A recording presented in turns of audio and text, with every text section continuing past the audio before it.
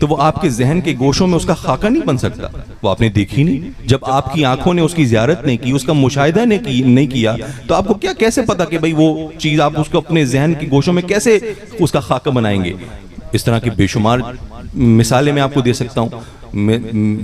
مثال کے طور پہ میرے ذہن میں بات آ رہی ہے کہ کتنے ہی اللہ نے چیزیں پیدا کی ہیں, ایسے جانور ہیں, ہم نے ان کا نام سنا ہے, لیکن جب ہم نے ان کو دیکھا نہیں تو ہمیں پتہ نہیں کہ بھئی وہ جانور کیسا ہوتا ہے, اس کی آنکھ کیسی ہوتی ہے, اس کی دم کیسی ہوتی ہے, اس کی جسامت کیسی ہوتی ہے.